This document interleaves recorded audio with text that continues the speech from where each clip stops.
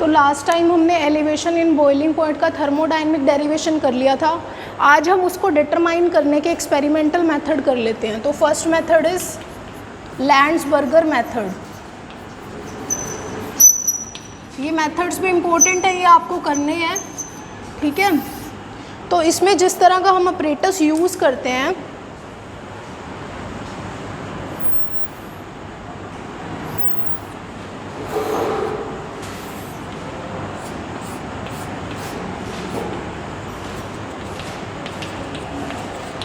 उसमें एक inner boiling tube लेते हैं जिसको नाम देते हैं ए, ठीक है। इसको क्लैंप स्टैंड से क्लैंप करते हैं। उसमें एक डिलीवरी ट्यूब डालते हैं,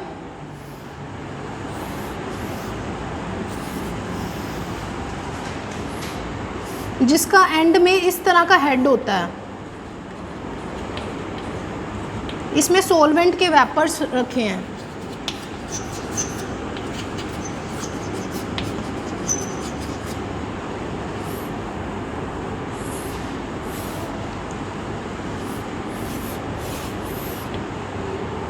इसमें सॉल्वेंट रखा है।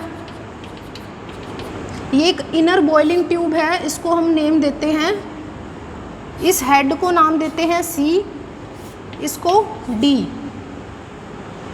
और यहाँ पे एक होल है जिसको हम एच से लिखते हैं। ये जो इनर बॉइलिंग ट्यूब है ये एक हॉट वेपर जैकेट से कवर है। इस हॉट वेपर जैकेट को नेम देते हैं एफ।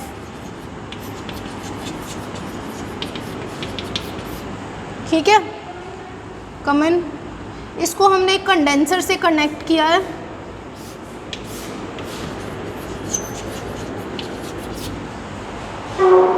इस इनर बॉइलिंग ट्यूब में हमने एक थर्मोमीटर लगाया है टेम्परेचर नोट करने के लिए।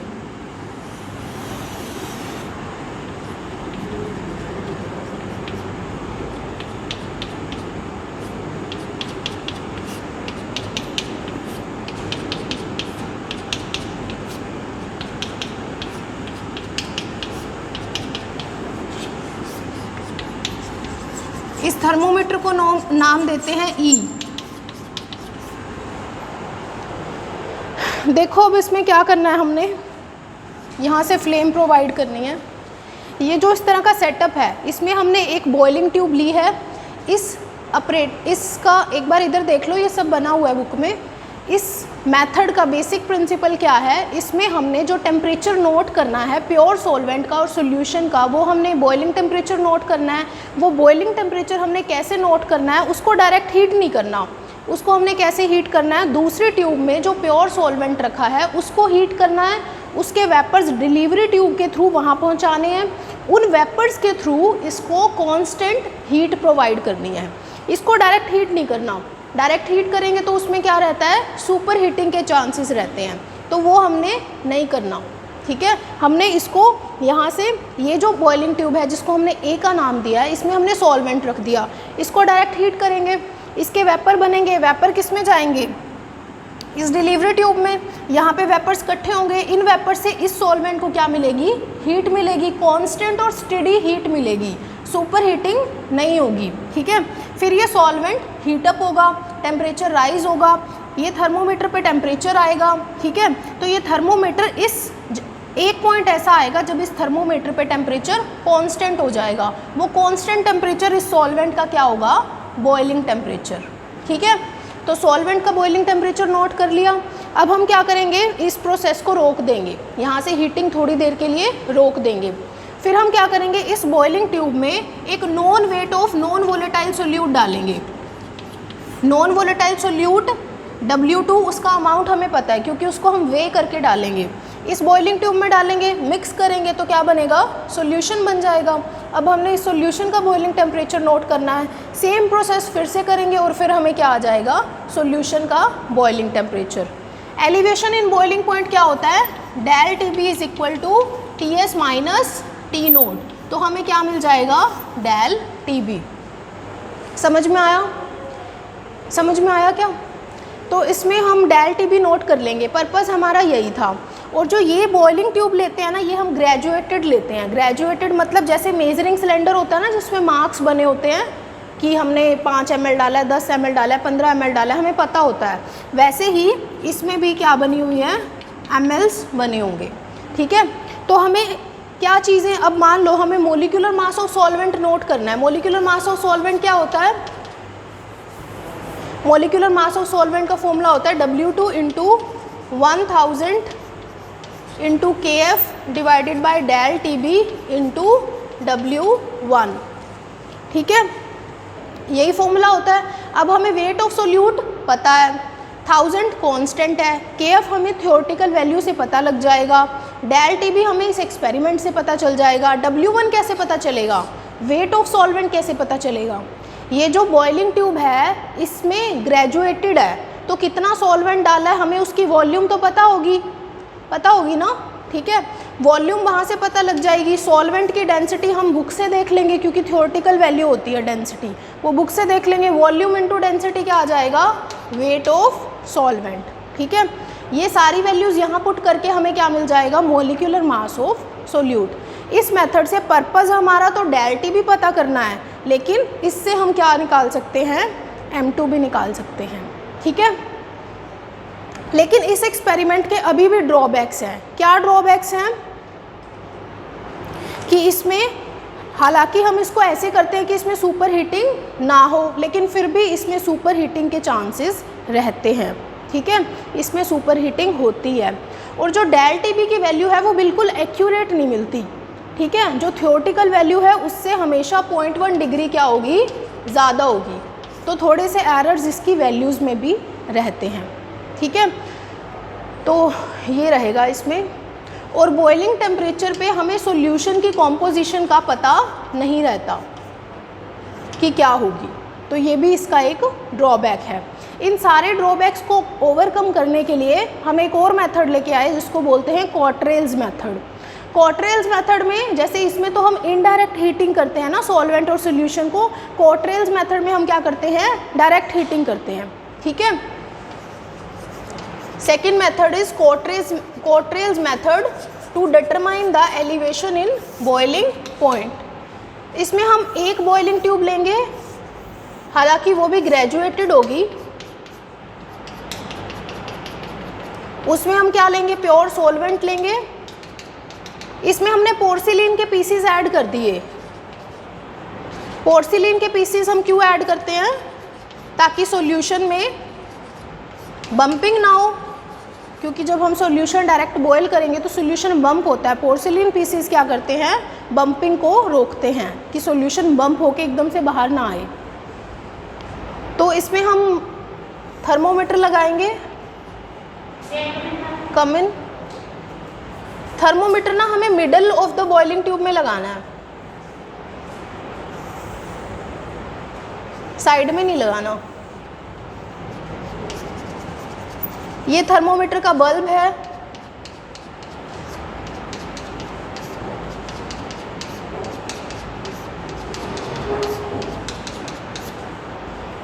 This is thermometer. इसमें हम क्या करेंगे, बॉइलिंग ट्यूब में हमने प्योर सॉल्वेंट ले लिया, इसमें हम क्या करेंगे, इन्वर्टेड फनल रखेंगे जिसकी ऐसी साइड ट्यूब्स निकली होंगी।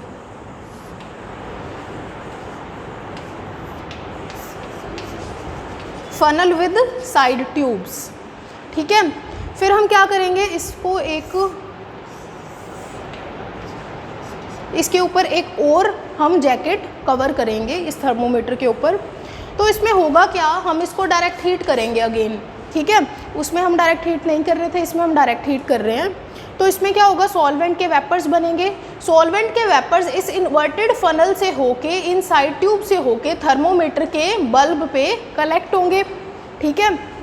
जब ऐसा होगा तो थर्मोमीटर पे क्या मिलेगा, एक कांस्टेंट टेम्परेचर मिलेगा। कांस्टेंट टेम्परेचर क्या होगा, सॉल्वेंट का बॉइलिंग टेम्परेचर होगा, ठीक है। फिर हम क्या करेंगे, हीटिंग थोड़ी देर के लिए रोक देंगे। फिर हम इसमें क्या ऐड करेंगे, non weight of solute add करेंगे, तो ये सॉल्यूशन बन जाएगा, ठीक है। फिर हमें इसको फिर से हीट करना है। फिर इसके वेपर फ़नल पे जाएंगे, फ़नल के साइड ट्यूब्स के थ्रू किस पे जाएंगे, ये थर्मोमीटर के बल्ब पे। थर्मोमीटर पे हमें कांस्टेंट टेम्परेचर मिलेगा, वो कांस्टेंट टेम्परेचर क्या होगा, सॉल्यूशन का बॉइलिंग टेम्परेचर। फिर वहाँ से हम सॉल्यूशन का boiling temperature minus pure solvent का boiling temperature is equal to del t b. ठीक है, फिर डेल टी बी मिल गया तो फिर हम कैसे निकाल सकते, क्या निकाल सकते हैं, M2 निकाल सकते हैं। सेम जैसे हमने इसमें वेट ऑफ सॉल्वेंट निकाला था वैसे हम इसमें भी वेट ऑफ सॉल्वेंट ऐसे ही निकाल सकते हैं। तो ये सब इसमें सेम बताना है। ठीक है, तो ये दो मेथड है, ये आप कर लेना इसके लिए। नेक्स्ट है डिप्रेशन इन फ्रीजिंग पॉइंट। ये हुआ तो नहीं था ना आपकी क्लास में, और डिप्रेशन इन फ्रीजिंग पॉइंट भी नहीं हुआ ना।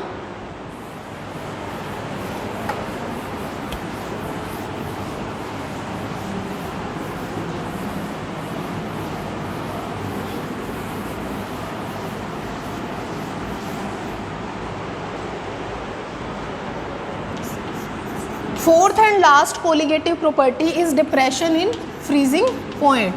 क्या बातचीत हो रही है, बाद में कर लेना बात।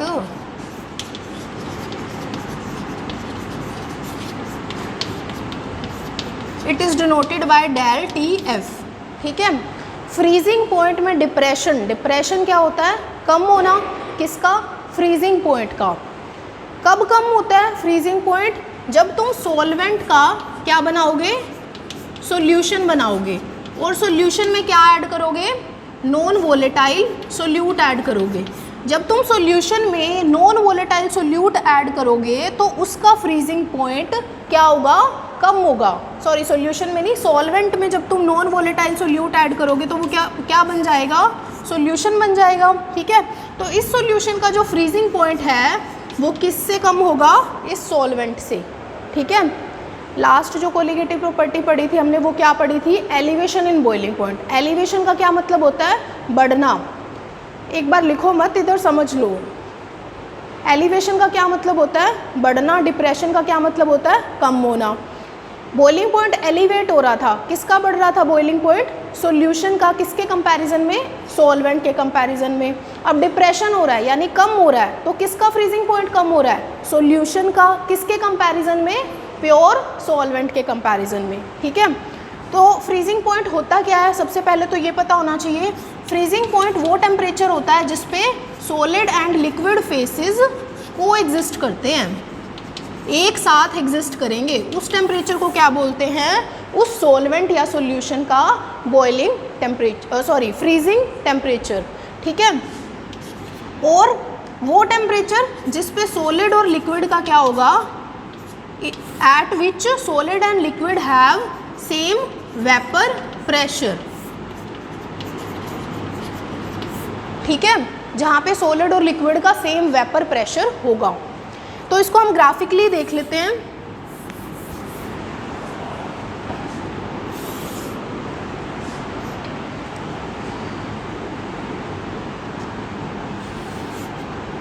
वन 130 में क्लास लग रही थी क्या, 130 रूम सही है, उसका बोर्ड भी सही है।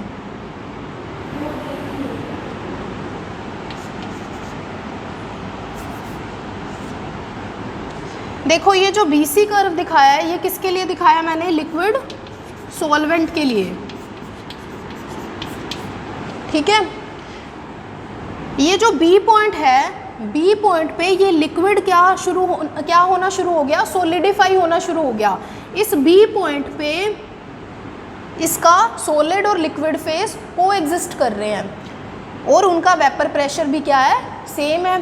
ठीक है, तो इस B पॉइंट पे हमें इस प्योर सॉल्वेंट का क्या मिल गया, फ्रीजिंग टेम्परेचर। ठीक है, इसके फ्रीजिंग टेम्परेचर को हम किससे डिफाइन करेंगे, T0 से।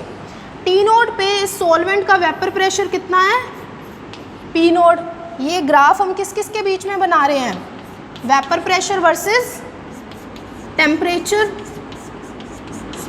ठीक है, B पॉइंट पे ये लिक्विड सॉलिडिफाई होना शुरू हो गया।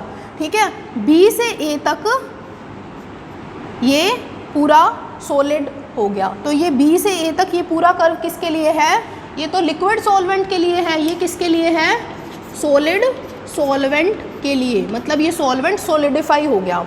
अब ये जो BA कर्व दिखाया है ये हमने इससे नीचे क्यों दिखाया है, क्योंकि जो लिक्विड है, लिक्विड सॉल्वेंट है, उसका वेपर प्रेशर सॉलिड सॉल्वेंट से तो क्या होगा, ज़्यादा ही होगा। सॉलिड का तो वेपर प्रेशर कम होता है ना, कोई भी सॉलिड चीज़ है उसके वेपर तो कम बनते हैं, जो लिक्विड फॉर्म में उसके वेपर ज़्यादा बनते हैं। हालांकि इसके थोड़े बहुत वेपर्स बनेंगे bye the process of sublimation. Sublimation में क्या होता है, जब सॉलिड डायरेक्ट वेपर्स में कन्वर्ट होता है तो इसके थोड़े बहुत वेपर्स तो बनेंगे, लेकिन उतने नहीं बनेंगे जितने इसके तब बन रहे थे जब ये प्योर लिक्विड फेज में था। ठीक है, तो इसीलिए हमने इसका कर्व इससे नीचे दिखाया है। ठीक है, ये वेपर प्रेशर का है ना, ठीक है, तो इससे नीचे दिखाया मतलब इसका वेपर प्रेशर इससे कम है। ठीक है, समझ में आया। उसके बाद हम सॉल्यूशन की बात करते हैं।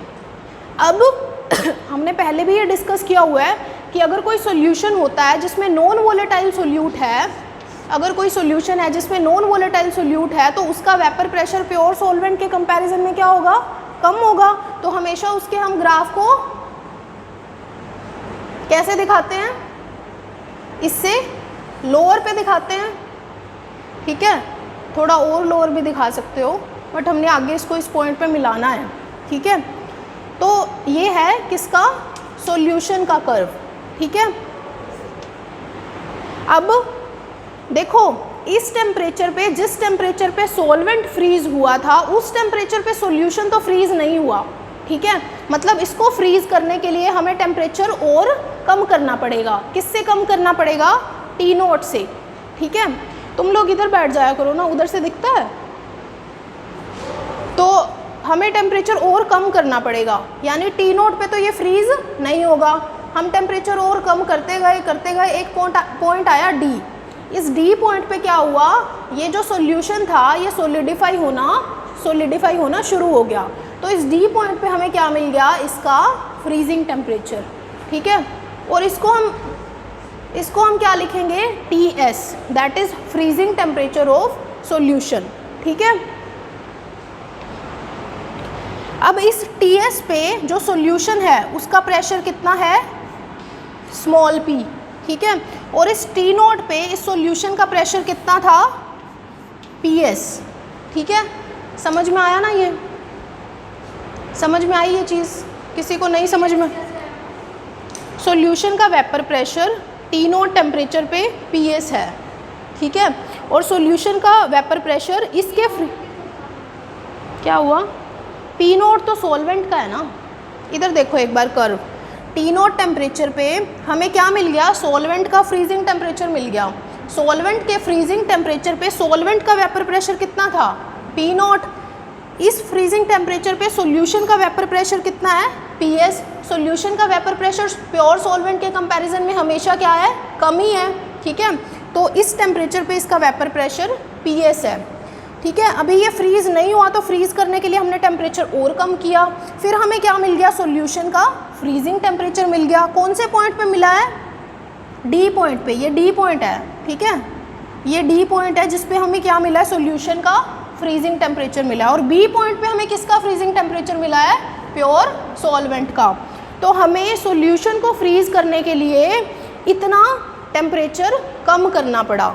ठीक है, इसको क्या बोलेंगे, जितना हमें कम करना पड़ा इसको क्या बोलेंगे, डिप्रेशन इन फ्रीजिंग टेम्परेचर।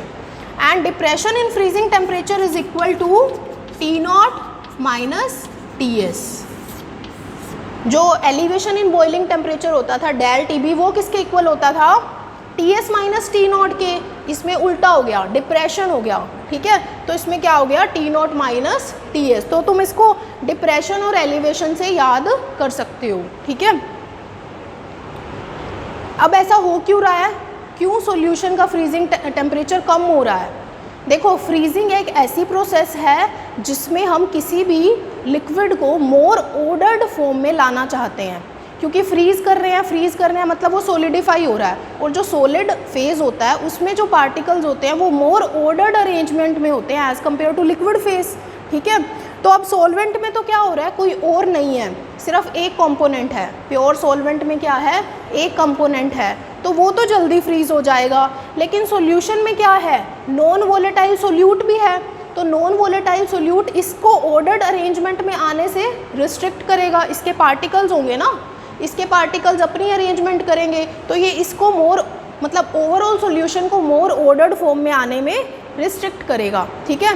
तो इसीलिए हमें इसको फ्रीज करने के लिए टेम्परेचर और कम करना पड़ेगा। इस फिनोमिना को बोलते हैं डिप्रेशन इन फ्रीजिंग टेम्परेचर, ठीक है। अभी कितना टाइम है, 15 मिनट है ना। थर्मोडायनेमिक डेरिवेशन करा दूं, इसी ग्राफ पे ही बेस्ड है वो। अच्छा, अभी इसमें भी रहता है।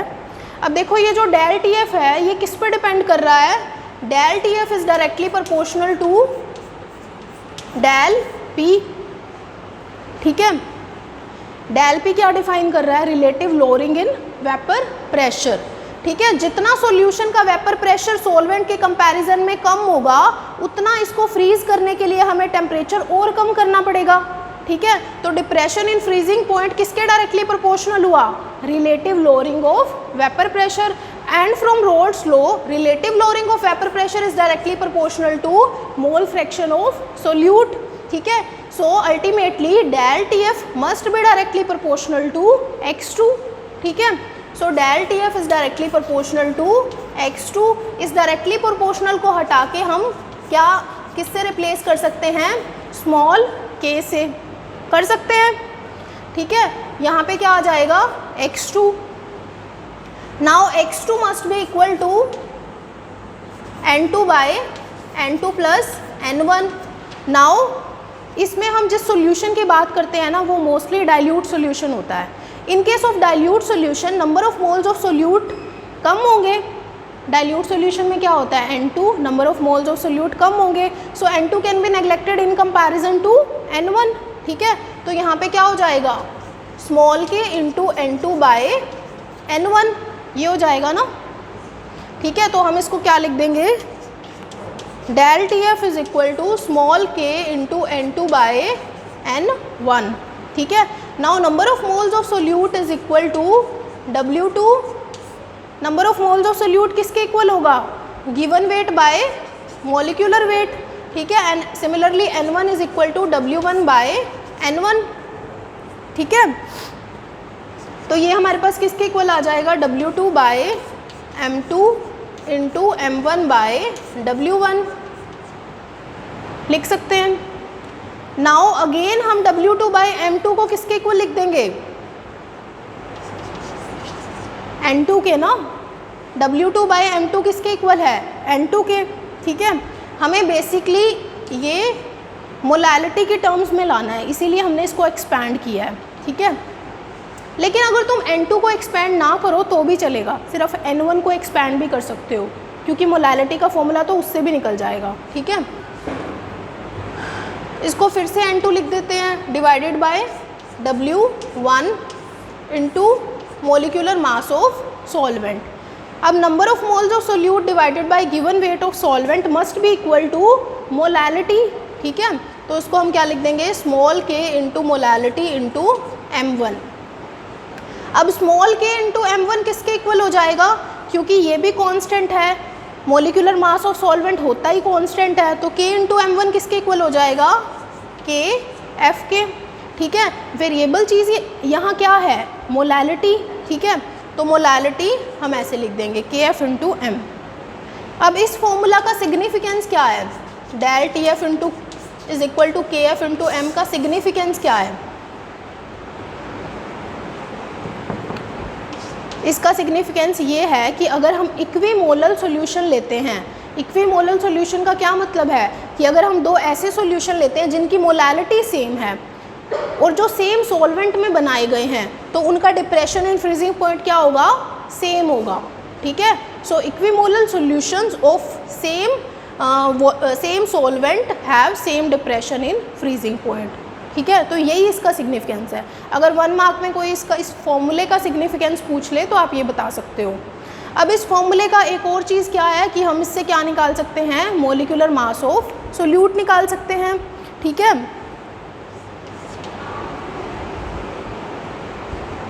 कैसे निकालेंगे मोलिकुलर मास ऑफ सोल्यूट, फिर से यही एक्सपैंड कर सकते हैं, ठीक है।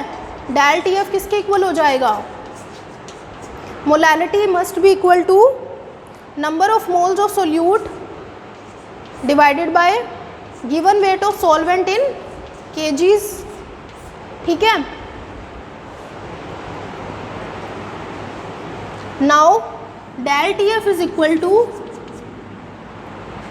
के एफ इंटू N2 किसके इक्वल होगा बोलो, W2 बाई M2। अगर सॉल्वेंट का वेट हमने केजी में नहीं रखा और ग्राम्स में रख दिया तो ग्राम्स को किलोग्राम में कन्वर्ट करने के लिए क्या करेंगे हम 1000 से डिवाइड कर देंगे। बेस्ट मोलालिटी में मैंडेटरली वेट किलोग्राम में ही रखना होता है, लेकिन अगर हम ग्राम में रख रहे हैं तो हमें उसको किलोग्राम में कन्वर्ट करने के लिए 1000 से डिवाइड करना पड़ेगा। तो फॉर एग्जांपल हमने इसका वेट ग्राम में ही रखा तो ग्राम को किलोग्राम कन्वर्ट करने में हमें 1000 से डिवाइड करना पड़ेगा। यहाँ से हम किसकी वैल्यू निकाल लेंगे M2 की। So M2 must be equal to KF into W2 into 1000 divided by del TF। यहाँ से हम क्या निकाल सकते हैं मोलिकुलर मास ऑफ सोल्यूट। इस फॉर्मूला पे सिंपल सा न्यूमेरिकल, ज़्यादा कॉम्प्लिकेटेड नहीं, मतलब सिंपल सा न्यूमेरिकल पेपर में पूछ सकते हैं, ठीक है। तो इस फॉर्मूला पे जो भी न्यूमेरिकल आपकी बुक में दिया है वो आप कर सकते हो, ठीक है। कोई प्रॉब्लम हो तो मेरे से पूछ लेना। हाँ W1 आएगा, सॉरी। ये वैल्यूज़ आपको गिवन होंगी, यहाँ से आप क्या निकाल सकते हो molecular mass of solute. Next आपकी क्लास होगी ना, किसकी है? HK सर की। लेते हैं क्या वो क्लास? आज लेंगे? अगर नहीं लेंगे तो मैं थर्मोडायनेमिक डेरिवेशन करा दूं। पूछ नहीं सकते जाके, अगर बैठे हो तो पूछ लो, क्योंकि वो थर्मोडायनेमिक डेरिवेशन में ना 15 मिनट तो लगेंगे।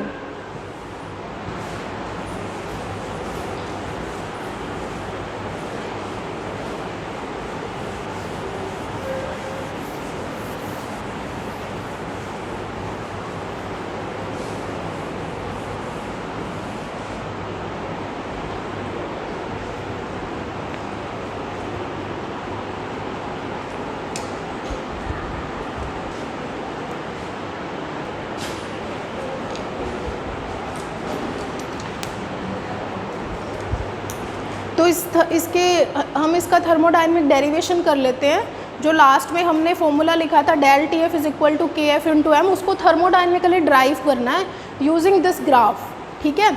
तो इसमें क्या करना है, हमें पहले इस वाले ग्राफ पे फोकस करना है, डीबी पे, ठीक है। डीबी में जो डीबी वाला ग्राफ है वो किसके लिए है? सॉलिड सॉल्वेंट के लिए है, ठीक है। यहाँ पे क्या हो रहा है, इसमें कौन सी रिएक्शन हो रही है डीबी वाले प्रोसेस में? सॉलिड सॉल्वेंट किसके साथ इक्विलिब्रियम में है? वेपर फेज के साथ, ठीक है। इसके वेपर्स तो बन ही रहे हैं ना, चाहे थोड़े थोड़े बन रहे हैं bye the process of sublimation, ठीक है। तो यहाँ पे कौन सी प्रोसेस हो रही है? सब्लिमेशन, ठीक है।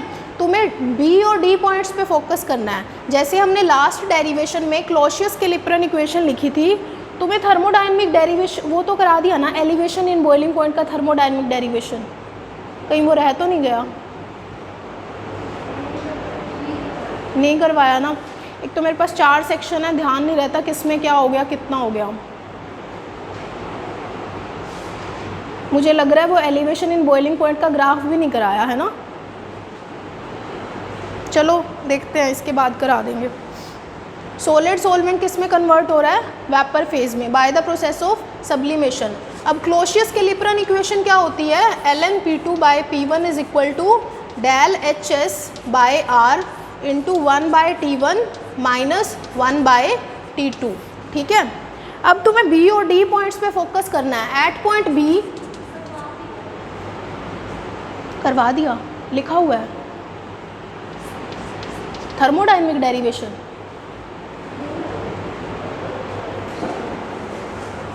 हाँ ये कराया तो हुआ है, कराया हुआ है, इसका न्यूमेरिकल भी कराया हुआ है।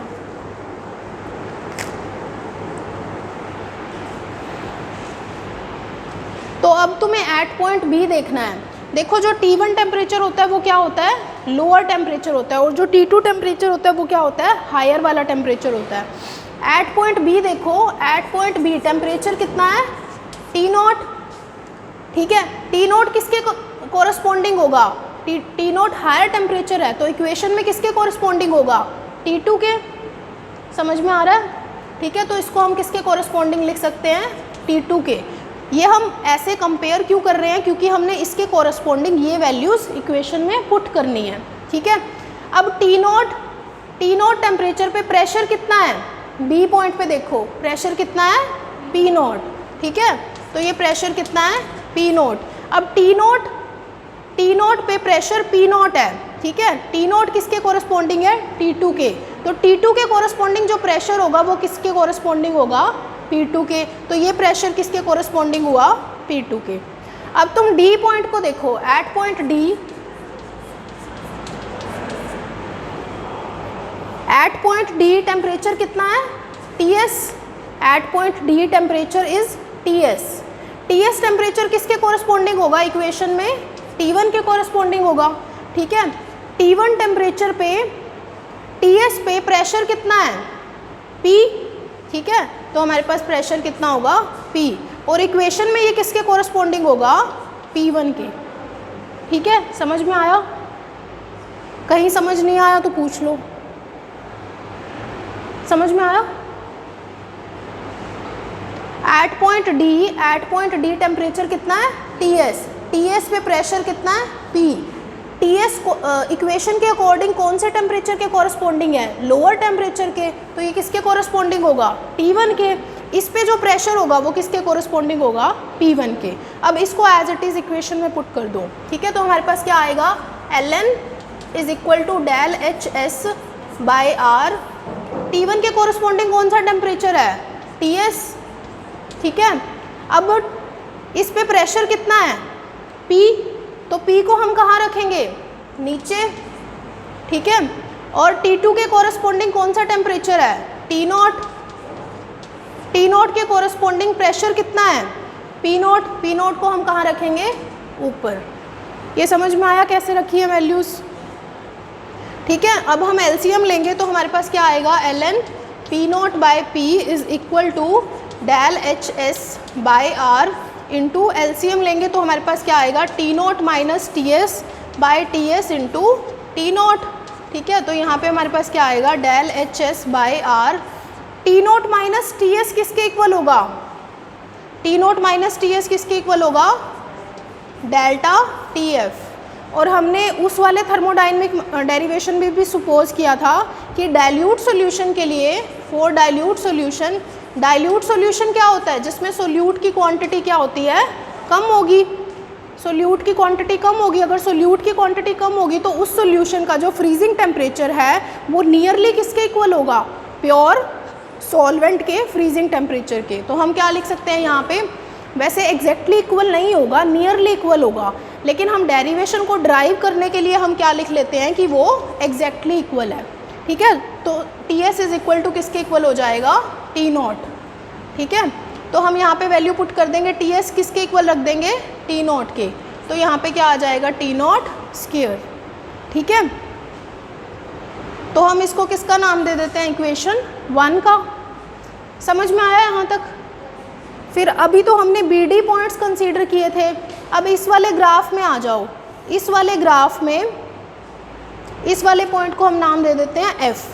तो हम कौन से पॉइंट्स पे कंसीडर करेंगे, D और F पॉइंट पे फोकस करेंगे, ठीक है। इस वाले ग्राफ में क्या हो रहा है, ये वाला ग्राफ किसके लिए है, सॉल्यूशन के लिए।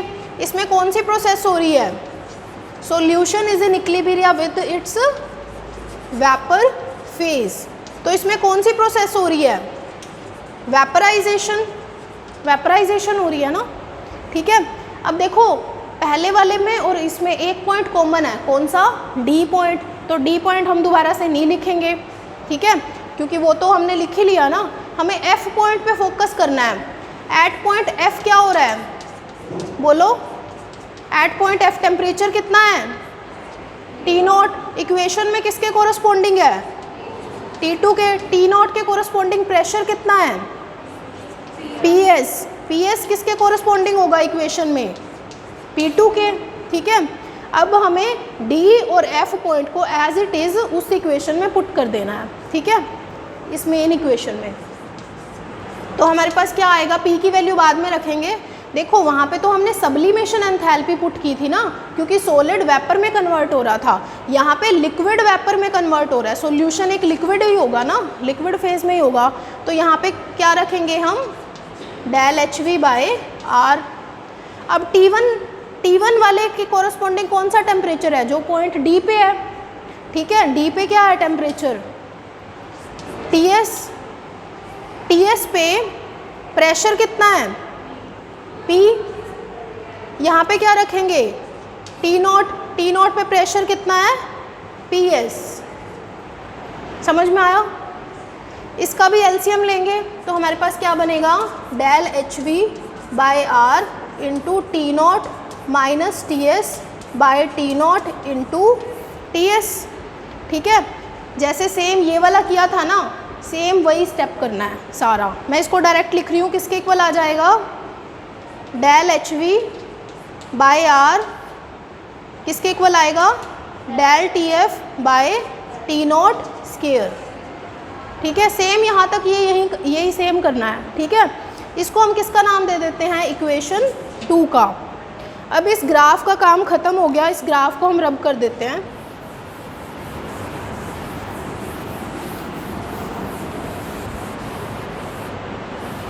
तो हमें दो इक्वेशन मिल गई, इक्वेशन 1 और इक्वेशन 2,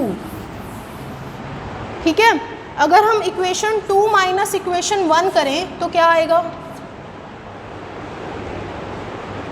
इक्वेशन 2 में से इक्वेशन 1 माइनस इक्वेशन 2 करना है, ठीक है। तो लेफ्ट हैंड साइड में से लेफ्ट हैंड साइड माइनस कर दो, राइट हैंड साइड में से राइट हैंड साइड माइनस कर दो। तो लेफ्ट हैंड साइड में से माइनस करेंगे तो क्या आएगा, ln P naught by P minus ln P S by P is equal to, उसमें से वो माइनस करेंगे तो जो पहले कॉमन चीज़ है वो ले लेते हैं बाहर। कॉमन चीज़ क्या है, del T F by R T naught square into del H S minus del H V, ठीक है। अब ln a बाई बी किसके इक्वल होता है, ln a minus ln b, ठीक है। तो हम इसको क्या लिखेंगे, ln p naught minus ln p minus, इसको भी इस तरह से लिखेंगे ln ps minus ln p। Minus को अंदर लेके जाएंगे तो जो प्लस का है वो माइनस का हो जाएगा, जो माइनस का है वो प्लस का हो जाएगा। तो ये माइनस का हो जाएगा और ये प्लस का हो जाएगा, ठीक है। अब देखो हमें पता है सब्लिमेशन एंथैल्पी किसके इक्वल होती है, enthalpy of vaporisation plus enthalpy of fusion, ठीक है।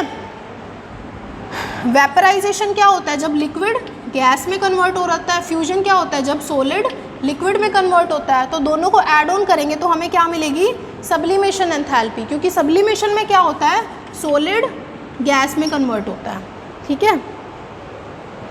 तो del H S minus del H V किसके इक्वल आ जाएगा, डेल एच एफ, ठीक है। इसको इधर ले जाएंगे ना तो ये किसके इक्वल आ जाएगा, डेल एच एफ। तो हमारे पास क्या होगा, del T F by R T naught square into del H F. ये आ गया, क्लास है। ये तो बोल रहे थे कि भी अच्छा वीडियो पॉज करना।